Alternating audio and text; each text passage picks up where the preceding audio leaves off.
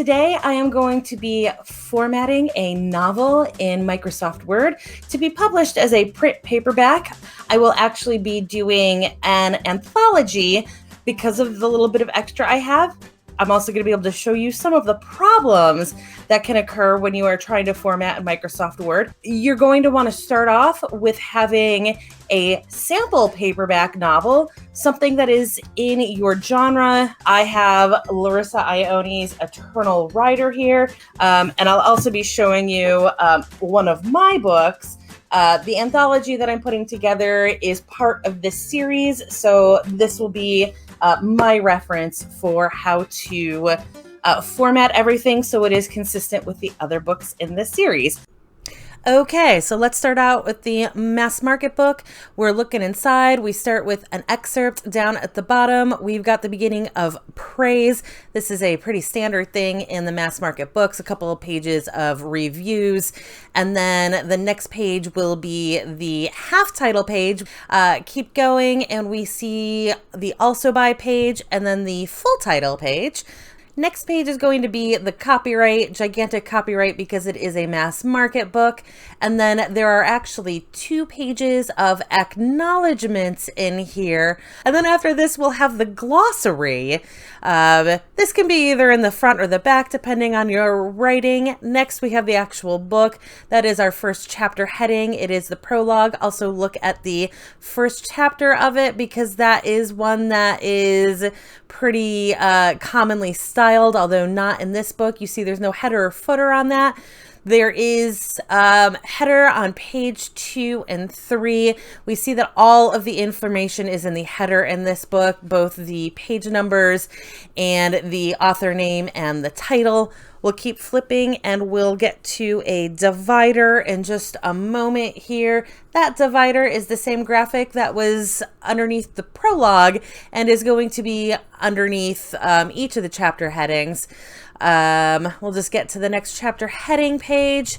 So you can see she's got an epitaph and she's got no headers or footers on that. So that is a pretty standard mass market book. So I'm starting my half title page is actually this little graphic of a feather. All of my books have a different graphic down there. Has something to do with the book. And I've got my also by page and also my, then my title page is right there. Next is my itty bitty copyright because it's just me here. And then I've got this poorly placed acknowledgement of Microsoft that I'll never do this again. So I am doing it again right now. A blank page and then my first chapter heading. You see I've got a drop cap there, no header or footer. And we see that I've got the my title and name at the top in the header, the page number at the bottom, and that, again, the chapter pages have no headers or footers. That is standard. There is what I use as my divider graphic. Now, the problem with Microsoft Word is you can't get rid of widows and orphans and also have the bottom of your pages all line up.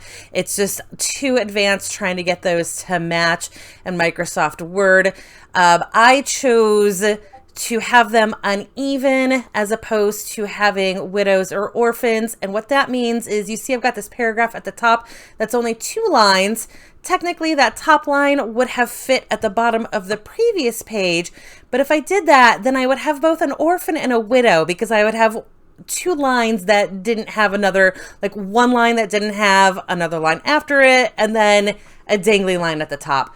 Back of the book, that is just something that's produced by Amazon. It tells you where the book was published or where it was printed. And there is where my author page is. I actually don't like it facing the last page of text like that. So this book, I'll put it there. And that is the information that you need for the layout. In addition to that, you'll also want like fonts and stuff like that. So here I've got the text from the 3 novellas copy and pasted into one Word document. We'll start by fixing some settings. In the options menu, we'll go to save and then embed fonts. Any options for making the file smaller we don't want. So we'll go to advance, select do not compress and 330 DPI. You'll want your file to start as clean as possible, so delete everything but the body of your novel. For me, the text was lifted from the ebook format, so I had a lot to remove. Then you'll select all and convert to normal style to start as fresh as you can. There are all kinds of wild things that can cause Word to fail during this. We're minimizing what we can this way. Next, we'll add pages for front matter. These must be section breaks in order to get our headers and footers right in the novel. It cannot be page breaks. So go to layout and then breaks, and under section breaks, you'll see next page. I'm going to add a few of these and worry about the count later. And then back up top, I'll now add the content for each page. Since I haven't set up my pages and margins, I'm just going to drop everything in and make it look right later. For the also by page, I'm going to cut just the text from another document without picking up the break or anything else. We'll see why this is super important later, but you just want the text, no additional content with it. My title page and now my copyright is going to be different because it's an anthology. And my acknowledgement is a note to readers about the reading order here because 2 of these are meant to be read after certain books. I will have a blank page next. This would just be the left-facing page behind the acknowledgement. Go ahead and put an X or blank or whatever here if you need a visual aid. And then because this is an anthology, the next page is going to be the title page for the first book. I should have put a table of contents first, but I forgot. It's okay. I'll fix it later. Because of this title page, I also need a blank behind that, and then we'll make the next page the beginning of the novel. Woo! Okay, the next step is going to be adding style guides. These dictate how your text acts, including the font, justification, spacing between lines, and even how far down the page your heading will sit. You don't have a limit on how many you can have, so make as many as you need. I'm starting by modifying my normal, right-click, modify. Most of this is correct already for me, but I'll be dropping my font to 9.5, and then we'll go format and paragraph. And this menu will make sure that we're justified, our indents are 0, and I'm setting my first line, that's the tab, to 0.3. Spacing before and after is the space between paragraphs. For novels, that's 0, and the line spacing is between each lines. I'm setting mine to multiple 1.1, which is fairly tight. If you do want widow and orphan control, and you should want that, that's up here in line and page breaks, widow/orphan control. The next style for me is heading 1. This is the chapter headings. For mine, I'm going to be using Baby Giovanni script in 36 point. We want this centered, and in paragraph, the first line indent must be turned off or else it will actually be off-centered on the page. Before and after is how we'll set it to be lowered in the page so it's sitting kind of in the middle of the page. And the space below it is going to bump down to the body, is going to bump the body down. Put something around 50 for before, 20-ish for after. We'll fine-tune this setting later. And now let's see this in action. Okay, let me get rid of these small caps. There we go. And turn off markings to get a good look. This looks perfect to me. All right, next is center. This is going to be for stuff like my copyright page. We'll just make sure this is set to based on normal. Click on center. Make sure there's no first line modifier, just like we did in heading. And if you do need to make one completely from scratch, just so you know, you can click on this arrow, which will open this dialog, and then just click this sunburst icon. Canceling out of that, next is first paragraph, which is for what comes after the chapter head. I want mine to be a drop cap, so we'll go straight to paragraph and turn off that first line indent. In Word, we have to manually insert that drop cap, so we'll deal with that later. And then the last style for me is divider. The divider I'll be using is a font graphic, wingding. So, but if you want to use an image, you still want to have this divider style. And for now, we're just going to set this identical to center, and we're not going to worry about spacing. So those are my styles. And now I'll get the pages and margins, the magic that makes this an actual print book. I'll be using settings from my previous books, but you'll want to check with your print service to see what you'll need to set yours at.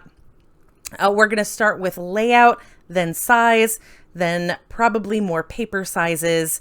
My book is going to be 5 inches by 8 inches. Make sure you have whole document selected. And we see now that we've got something that looks a lot more like a paperback page. Next, we'll fix these margins. Click margin up here and custom. Right off the bat, we need to set multiple to mirror margins. And you see that this gives us facing pages. And then up top, we have inside and outside margins listed now. I'm setting my inner to 0.6 inches, which is larger than what Amazon recommends, but it keeps text a little further away from the bind, so it's easier to read. My outside is 0.38, and I'm leaving the top and bottom at a full inch. Again, make sure that you apply this to the whole document. Okay, our pages are set up, and this is when Word destroys your world. As you'll recall, the inner margins are larger than the outer, 0.6 versus 0.38, but that's definitely not what we're seeing in the side-by-side. That's because if we scroll all the way up to the top, we see that it's starting on the left-hand page. But this is not the left-hand page in the book. In a print book, that's literally the back of the cover. Nothing goes there. So this first page is actually on the right-hand side, and everything is staggered down one. It's insane, I know, and you just have to accept it. There's no way to fix that. Also, I used to see all kinds of insanity where maybe this isn't how it's laid out, and the margins do look correct, but actually they're completely wrong because, again, this isn't where the starting page is. Most times you can't fight that either. There's no way to correct it in Word. The best thing you can do, if for some reason it's not laid out like mine, is to just improvise. For me, it's usually throwing an extra blank page in the front that I won't include in the PDF. Also, if your page numbers refuse to number correctly, so the right-hand pages are odd numbered and the left-hand pages are even, you may have to flip your margin settings. Alrighty, moving on with all of our formatting. I'm actually going to save nitpicking front matter to the end and hop down to chapter 1. I'm starting out by removing this graphic that was an underline in my ebook. I don't want that here. And then we're going to apply first paragraph style, remove the small caps, and apply a drop cap. You'll find that an insert way down here. And right off, we see an issue in Word. If your chapter starts with a quote, you'll need to delete that quotation. This is a normal thing. Your readers won't notice that it's missing. Most print books, this is how they do this. And if you go back up to drop cap, look, we're fine now. There are some settings in drop cap you can play with. You can change the font, and if you need to, you can change the space between the letter and the lines. You can't save these settings, so I don't mess with it because it's a big time suck if you do this. Next up is the header and footer. This is the big bad.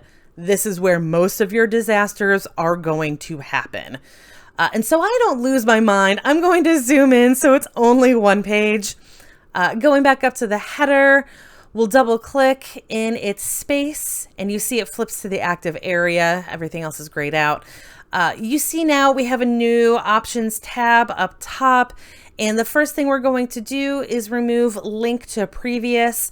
The previous pages have no headers or footers, and that link will mess things up. We'll see this later.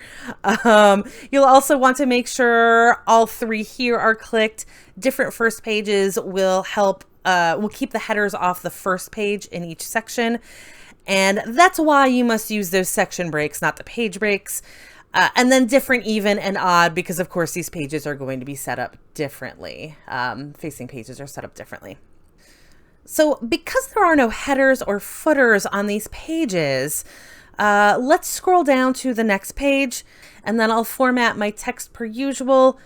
Because this is the left page, my name will go in on the left margin.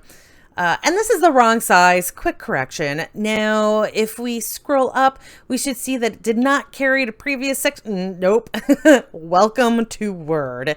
That link to previous will get you every time I forgot to unclick it again. Thankfully, once we get going in this, we will want that clicked in future settings.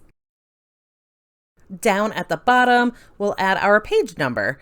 In this design tab, the third option is page number, and I'm going to use bottom of page option 1. We want this to be page number 2, and it's not, so we'll go to select format and have it start this section at 1, and there's our 2. So I'm just going to fast forward through page 3, following the same instructions as page 2, but with it aligned right and this novella's title. Once this is set, you'll want to scroll up and make sure none of this popped up in the front matter, because everything has a domino effect here. So if you try to fix it after you've done everything else, you might have to completely start over. We do have this name to remove, but that's a simple delete and we're good. So let's scroll down to the first divider. Now this is my divider from my ebook, so I'm going to delete that and then set my style to divider. And actually I'm going to modify this to the Wingding font I'll be using here. There are all these mandalas, so I'm just going to type in a random sequence. Later you'll see I'm using a string of 4. That's because the last one is actually my paragraph marking and doesn't exist. If you are using a graphic, go ahead and place it, size it, and copy it. So you can place an identically sized one in every divide. You absolutely must have an identical sized one. We'll see why later. Okay, onward to the next chapter. First of all, double click to make sure your break is a section break. It will say on the line if it's a section break, so let's drop this down. Mine is a section break, but if yours isn't, you need to change that. First thing I'm going to do is click the header and check that different first page box. Sometimes this will transfer and you only have to do it a couple times. Sometimes you have to check it every time. I'm going to scroll through the document once more. It's crazy, I know, but this has failed me so many times that I'm paranoid. We're looking good today. And now we're just going to do everything that we did to the first chapter. We're going to apply heading 1, which I figured out had small caps set on it, so I fixed that. And then delete the extra graphic, apply first paragraph. A little hack here, I can actually highlight just the small capped words and apply that style to kill the small caps, and then apply the drop cap. So at this point, we're just going to have to do the same thing over and over and over again. So I'm just going to flash through it until I hit the next novella where my disaster happens, because there is a disaster every time I do this. For now, I'm just setting my chapter pages and dividers, fixing my heading settings, occasionally backtracking to make sure my page numbers are staying the course, mind-numbing but simple work. And then book 2 happens. So here I am finishing up the epilogue, and because I need to get my new title image in here, I have to add a bunch of pages and that image, fix my header to the new title, no big deal, everything's fine. And then I start scrolling into it and I see this. What is happening? Why is my page number falling off the bottom of the page? Nothing's gone horribly wrong in the previous section. Thank God. Again, that terrible domino effect. And in fact, they're all fine up until this page. At the very beginning of this, I told you that you have to be careful with copying and pasting, that you're going to be picking up bad formatting that you can't see most of the time. This is an example of that. I wrote this novelette in a different program. Most likely I picked it up from that, and I have no idea how to fix this the right way, so to speak. I just don't have enough controls over headers and footers to really get this done properly. I did try a bunch of other stuff. Believe me when I say I did. I just cut it out of this. I can't even delete this break separating the two books without making the entire manuscript that wrong format. It's nuts. What ultimately works is adding a section break in at the end of the previous book to create a new page with the previous book's formatting, and then selecting the first chapter of this next book. Careful not to pick up either of the breaks surrounding it. On screen, it's being done a little bit different because this was the experiment to fix it. But this chapter now has the proper header and footer, and I'm able to add all the in-between content with no problem, format that chapter page properly, and then repeat this process with the following chapters, entering those extra section breaks, cutting, pasting. This is a novelette. There are only 6 chapters.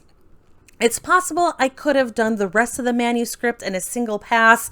I didn't try it. I wasn't risking it. But if you do come across something like this, save everything beforehand and then experiment if you want to. So from this point, everything goes smoothly. I'm just going to cut a bunch of this out to the end and finish this round up. We've got my author page here. I've just noticed there's a typo on it. So the good news is I haven't used this for anything currently available for purchase. But I'm going to go ahead and lay it out properly on the page. Also, I unfortunately edited this part out, but if you need to change your header in the middle of the book as I did, you'll just turn off that link to previous when you switch it, and it should carry through to every following header. All right, now we're going to do the fine-tuning round. Because this is going to convert to a PDF, you can use whatever hack you need to get things to line up right. Add a bunch of line returns, change your justification, change your fonts and spacing, whatever you need. Once it's in PDF format, it won't flow, so you don't need to worry about things shifting at that point. Let's zoom out and turn off markings to get a better idea of how these pages actually look. I'm getting all this front matter done, and now I'm fixing the title plates. Yes, they're all formatted slightly differently, whatever. And then back up to the top, we'll fix our body so our pages line up with each other. Let's zoom in to get as close as possible on these 2 pages. There we go. So there are 2 elements that will cause our pages not to line up. And by that, I mean the lines of 2 facing pages are offset, which makes it look like it was printed incorrectly. The first thing here is the chapter heading, the font, the size of the font, the space above and the space below. None of that was calculated to make sure the lines match. This one actually looks really good because I was using settings from another book. But if you look at the bottom where the page is cut off, you can see the full body page sits just a hair higher. So what we're going to do is go to our heading 1 settings and tweak our top and bottom slightly. Since this is so close, I'm literally just going to drop the 4 by 1 point, which should draw it up that distance we need. There we go. That looks perfect. Next is the divider. We'll do the same thing here. And this is why I said before that it's so important that you copy and paste your already sized image if you're using an image here, because this setting will carry to every divider. We'll only need to do this once as long as the content of the divider is the exact same size. So sometimes, even if your before and after are set to the same number, the content won't look evenly spaced. Just tweak this however you need to. This one took several passes to get right, so just be patient with these adjustments and you'll be able to get it there if you're just careful with these numbers. At this point, we're basically done, but you will have errors in here. It's impossible to catch everything, so just do another thorough scan before you save it. Woo! Saving. To convert this to PDF, you'll go to File and then Export. Click that Create PDF button, and then we want to go to Options, select All unless you had to add an extra page at the beginning, and then select PDF/A compliant. Okay, and then Publish. Now, I'm showing you the conversion in real time so you can see how fast this happens. That means that if it's not perfect, no stress. When it's done, it will open the PDF. I promise I don't actually use Edge, but we see the finished product here. You can scan it for errors this time. And then when you upload your documents to KDP, you'll get this viewer that will show you everything on its proper page so you can check it once again. You can also order a proof copy. They're under $10 before you publish this, and hopefully you'll have a product you like, but you'll know before customers get it. And that's it. Thank you for watching. Like and subscribe for more self-publishing tutorials, and feel free to ask any questions. I have seen it all trying to do this. Happy writing, y'all.